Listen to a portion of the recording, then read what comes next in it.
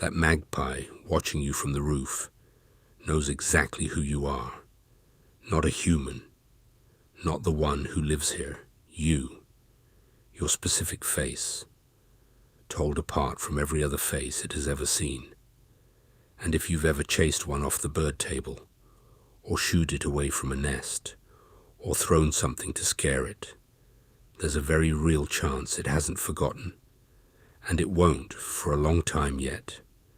Most people look at a magpie and see a noisy black and white bird that raids nests and struts about the lawn. What they're actually looking at is one of the most intelligent animals in the entire country.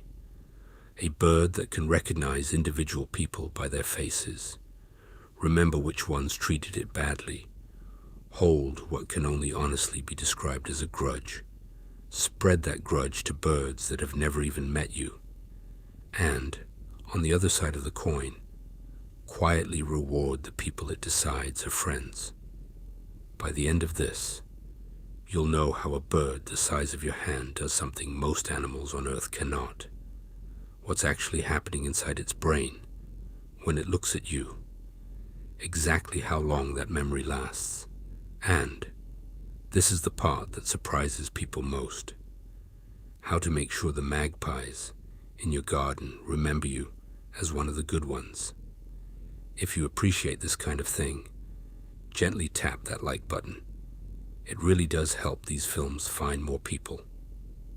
So, let's take a closer look. Let's start with what a magpie actually is, because everything that follows depends on it. The magpie is a corvid. That's the crow family. Crows, ravens, rooks, jackdaws, jays, and magpies. And it is, without much argument, the most intelligent family of birds on the planet. These are birds that use tools. Birds that plan for the future. Birds that will hide a piece of food, and then, if they notice another bird was watching them do it, come back later and move it to a new spot in secret. Stop and think about what that last one requires. The bird has to understand that another creature has a mind of its own, that this mind saw something, and that it can be deceived. That's a level of thinking we used to believe belonged to humans, and almost nothing else. And the magpie specifically did something that stunned scientists. In a now famous experiment, magpies were given a mirror, and a small colored mark was placed on their bodies where they could only ever see it in their reflection. And the magpies, seeing that mark in the mirror, tried to scratch and remove it from their own bodies, which means the bird understood that the reflection was not another magpie. It was itself. That's the mirror self-recognition test, and passing it puts the magpie on an astonishingly short list of animals. Great apes, dolphins, elephants, and this bird on your garden fence. So when I tell you a magpie can remember your face, I need you to understand that you are not dealing with a simple little bird. You're dealing with a mind. Which brings us to the experiment that proves it can single out you. Researchers studying wild magpies noticed something strange. The birds began dive bombing and scolding certain members of the research team, the specific people who had been climbing up to their nests, while completely ignoring other people walking the exact same paths, at the exact same time. Same clothes, same behavior, same place. The only thing that separated the humans the magpies attacked from the humans they left alone was who they actually were. Their faces. The birds had learned from just a handful of encounters precisely which individual humans were a threat, and they picked those people out of a crowd and treated them completely differently from everyone else. Not the species, the individual. Now think about how hard that is. To you, one magpie is basically identical to the next, but that magpie has looked at your face, filed it away, attached a judgment to it, safe or dangerous, and stored that judgment for later. And later, it turns out, can be a very long time indeed. If you've ever had a magpie that seems to have it in for you specifically, drop a comment below and tell me what you think you did to earn it. I promise you're not imagining it, and the stories people share are brilliant.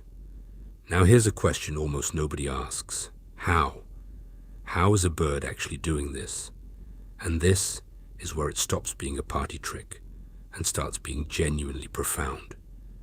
Because we have looked inside the brain of a corvid while it does it. Researchers did something remarkable with the magpie's close cousin, the crow. They trained crows to associate certain human faces with danger and other faces with kindness and food. And then they scanned the crow's brains, awake, alert, to watch in real time which parts lit up when the bird looked at each face. And what they found should give you pause.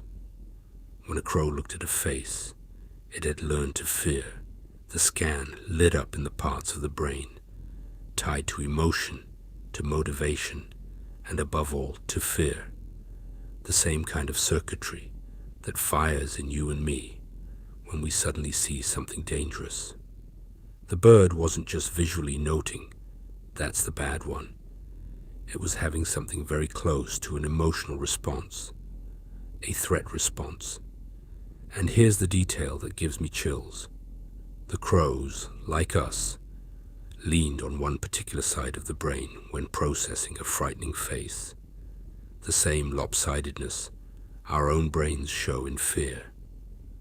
So when a magpie recognizes the person who wrecked its nest, it isn't coldly matching a photo.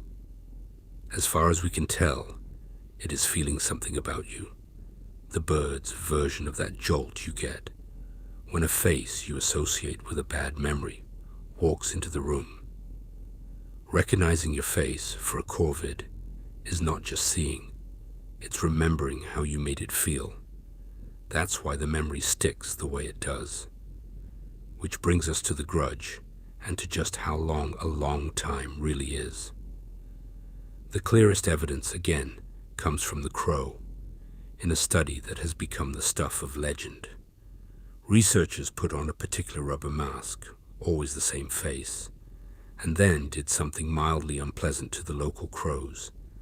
They caught them briefly and let them go unharmed. That was it. One bad afternoon. But from that day on, the crows treated that face as an enemy. Anyone wearing that mask got scolded, mobbed, dive-bombed on sight. Anyone wearing a different mask was ignored completely. And here's the number that matters. The crows were still furiously mobbing that face, nearly 3 years after that single bad encounter. And the researchers only stopped measuring because the study came to an end, not because the birds had forgotten. The grudge simply kept going.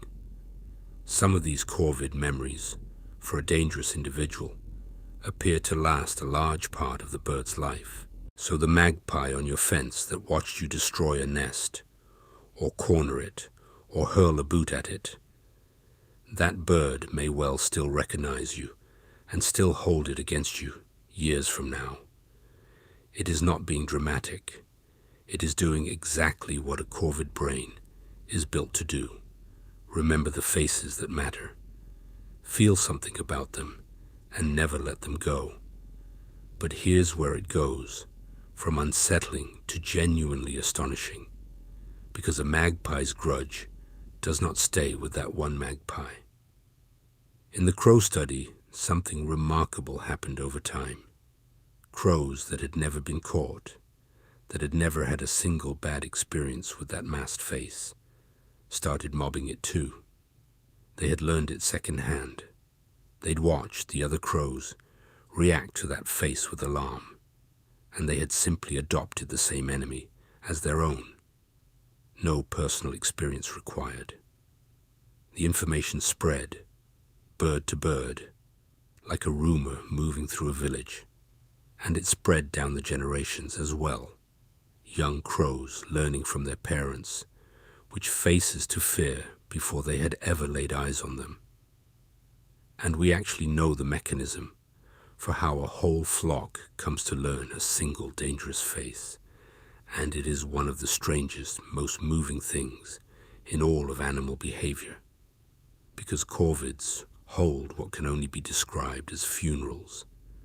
When a crow discovers one of its own lying dead, it doesn't simply move on. It calls out a loud, harsh alarm, and within moments, other crows come flooding in from all directions, gathering around the body, calling, watching. A crowd of them drawn to their fallen kind. For a long time, nobody knew why. Then a researcher worked it out with a beautifully simple experiment. She had a person stand near a dead crow while wearing a particular mask. The living crows gathered, saw the body, and they saw the face standing beside it. And afterwards, for weeks, those crows scolded and dive-bombed that masked face wherever it appeared, even with no dead crow anywhere in sight. They had used the funeral to learn something vital. This place is dangerous, and that face is connected to death. Here is a new enemy, remember it.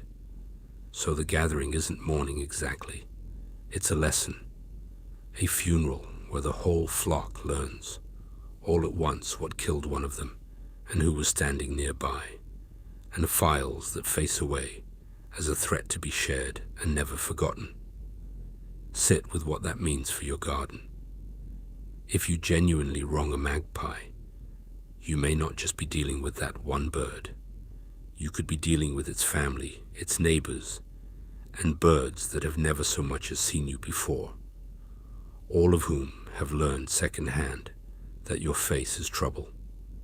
In a very real sense, a magpie can tell every other magpie about you. Now, before we get to the good news, and there is very good news, I want to mention something quickly. Everything we're talking about, the recognition, the feeling, the memory, the way it all moves through a magpie community, it's the kind of hidden intelligence unfolding in your garden every single day that almost nobody ever notices. So I've been putting together a free guide to the garden birds of Britain and Northern Ireland, who they really are, what they're actually doing, and how to read the behavior right in front of you. It's completely free, and it's the perfect companion to these films. Right, the good news, because everything we've said cuts both ways.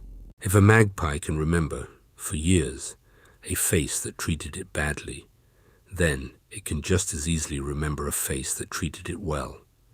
And this is where the story turns genuinely lovely. There's a young girl in Seattle who, from a very small age, started feeding the crows in her neighborhood.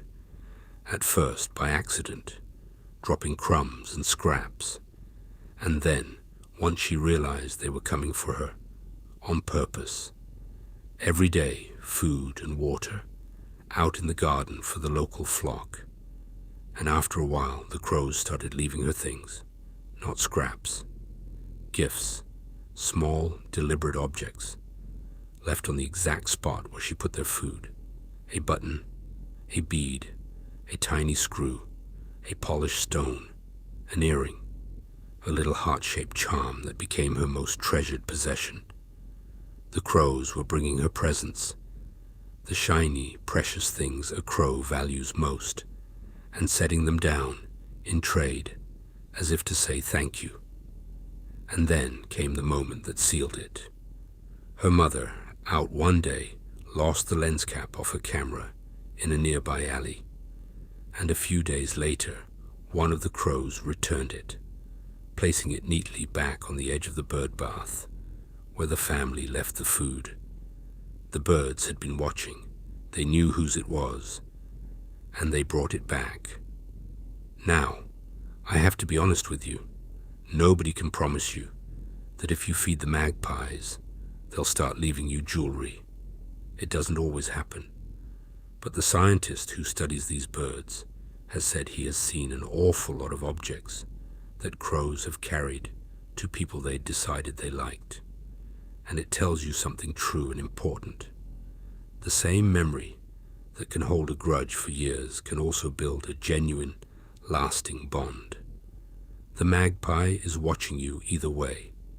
It is deciding over dozens of small encounters which kind of face you are, which means, and this is the part I really want you to take away, you actually have some say in how your garden's magpies see you, and it costs you almost nothing.